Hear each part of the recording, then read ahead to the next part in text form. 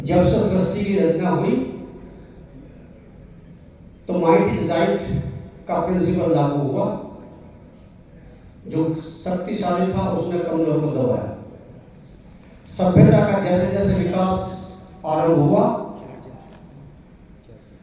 तो लोगों ने, कुछ बुद्धिजीवियों ने ये सोचा कि कोई शक्ति सब कुछ नहीं है, जो कमजोर है उसको भी देखना है, उसके भी हितों की रक्षा करनी है। और जब कमजोर के हित की रक्षा करने की बात आती है तो ये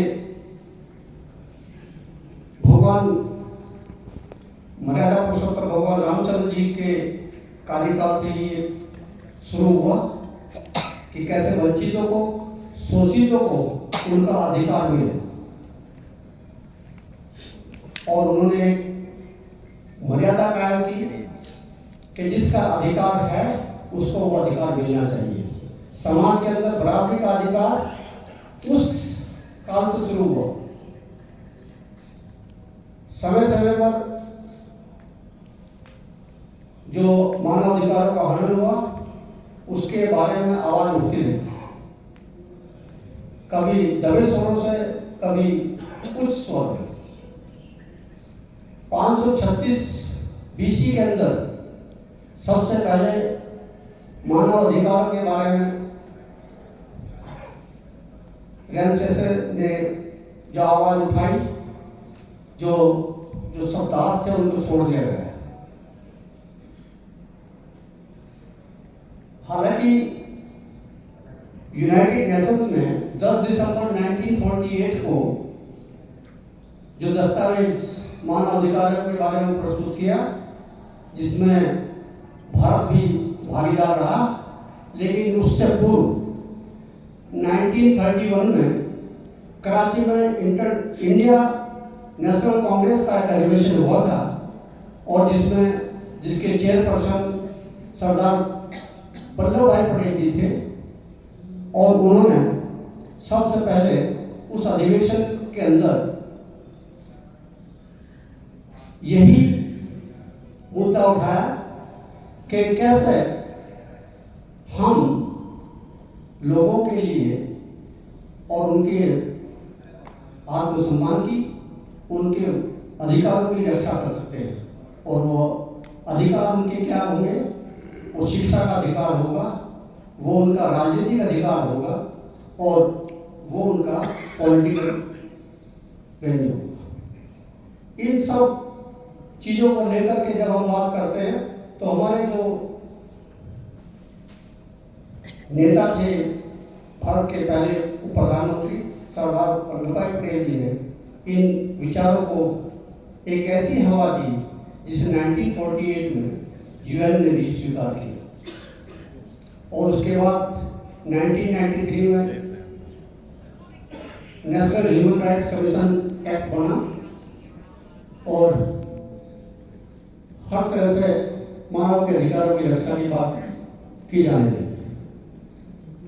आप सबको ज्ञात है कि नेशनल ह्यूमन राइट्स कमीशन के चेयरमैन सुप्रीम कोर्ट के रिटायर्ड जज होते हैं और हर प्रदेश के अंदर भी एक नेशनल ह्यूमन राइट्स कमीशन की स्थापना की गई है।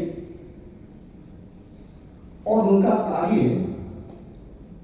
यही देखना है कि कहीं किसी भी नागरिक के मौलिक अधिकारों का हनन ना हो। जब हम मौलिक अधिकारों की बात करते हैं तो उसके अंदर आपका राजनीतिक, सामाजिक अधिकार उसके अंदर आते हैं, आर्थिक अधिकार आते हैं, शिक्षा का अधिकार आता है।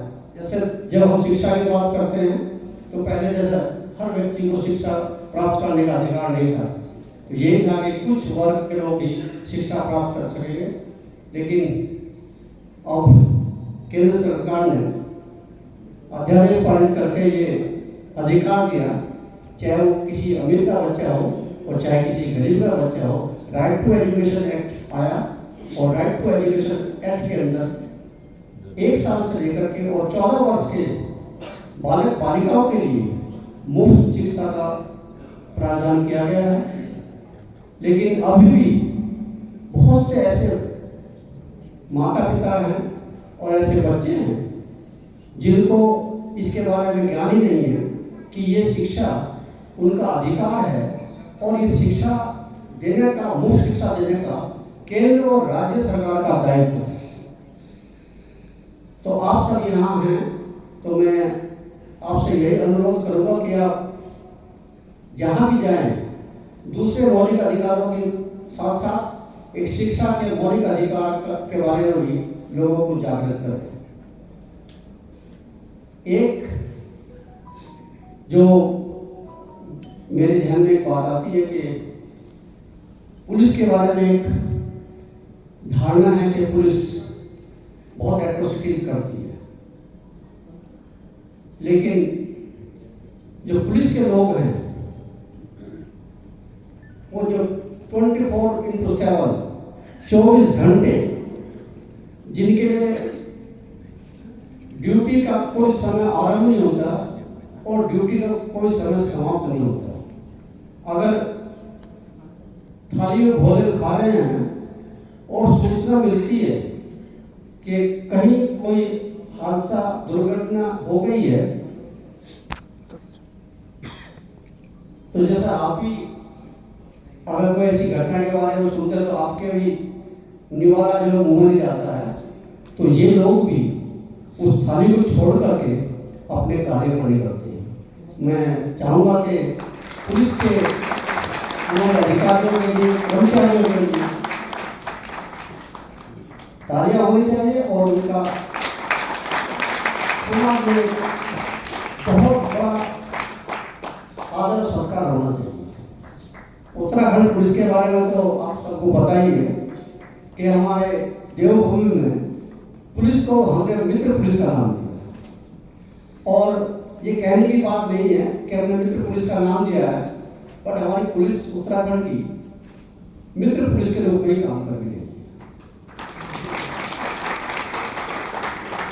आप देख रहे हैं कि जब हम ब्रिटिश पीरियड से आजादी की ओर आए तो आपने बहुत देखा होगा कि पुलिस जो कैदियों को पकड़ती थी, मारपीट भी करती थी, जुलूस भी निकालती थी उनके, और हथकड़ी लगा करके उनको न्यायालय तक ले जाती। लेकिन हमारे सर्वोच्च न्यायालय ने यह कहा कि हैंडकफिंग, जिसको हथकड़ी बोलते हैं, ये इलीगल है, ये मानव अधिकारों का हनन करता है। एक व्यक्ति ने अपराध किया है, ये न्यायालय को तय करना है कि उसने अपराध किया है या नहीं किया है, बट आप उसको हथकड़ी लगा करके उसके मौलिक अधिकारों का हनन नहीं कर सकते। और अब आप देखते होंगे कि हथकड़ी लोगों को लगाना बंद हो गया है। वैसे भी वो हथकड़ी डालना किसी व्यक्ति को एक जानवर के समान समझने के समान ही था, उससे कम हम उसकी तुलना नहीं कर सकते। अब हम लाइफ एंड लिबर्टी की बात करते हैं। हमारे सर्वोच्च न्यायालय ने article 21 of the constitution of India की व्याख्या करते हुए कहा कि लाइफ का मतलब, जो जीवन का मतलब है, वो पशु के समान जीवन से नहीं है। मनुष्य का जीवन मनुष्य के रूप में होना चाहिए, न कि एक पशु के रूप में। और उसके लिए समय समय पर केंद्र सरकार को और राज्य सरकारों को ये निर्देश माननीय सर्वोच्च न्यायालय ने दिए कि कहीं भी किसी भी स्तर पर किसी व्यक्ति के साथ, चाहे वो नेक इंसान हो और चाहे वो किसी अपराधी क्यों ना हो, उसके साथ भी ऐसा व्यवहार होना चाहिए जो मानव का व्यवहार है। तो मौलिक अधिकार की जब हम बात करते हैं तो सब पब्लिक के बारे में जानते हैं। अब आप सब देख रहे हैं, संभल की घटना आपके सामने है कि पुलिस वाले जब चुनाव चल रहा था, उपचुनाव हो रहे थे यूपी के अंदर, तो किस तरह से पुलिस वालों के ऊपर जो है पत्थर बरसाए गए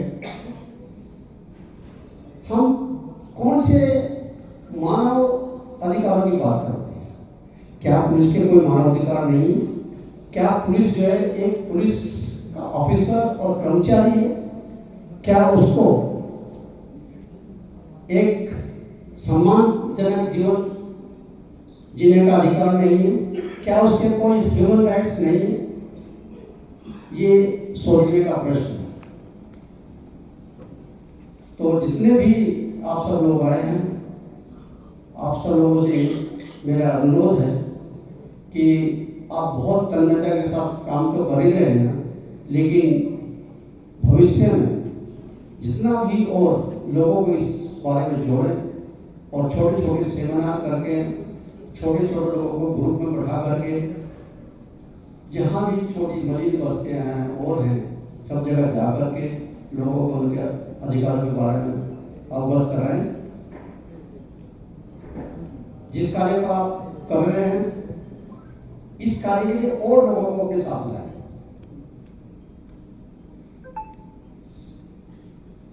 आप कर रहे हैं, अच्छा लगता है, ये आपको भी अच्छा लगता है कि मैं एक बहुत अच्छा कार्य कर रहा हूँ, पर उस दिन आपको और अच्छा लगेगा जिस दिन आप ये कहेंगे कि मैंने इस आदमी को और जोड़ा, इस आदमी को और जोड़ा, इस आदमी को और जोड़ा। क्योंकि अभी आप एक व्यक्ति हैं और अब आपको चेन खड़ी करनी है। आपका संगठन ये चेन खड़ी कर रहा है, पर आप भी उस चेन की और दूसरी चेन तैयार करेंगे। मुझे आशा है और पूर्ण विश्वास है कि आप इस कार्य को और बहुत तन्मयता के साथ करेंगे। इन्हीं शब्दों के साथ अपनी वाणी को विराम करता हूँ। जय हिंद, जय भारत।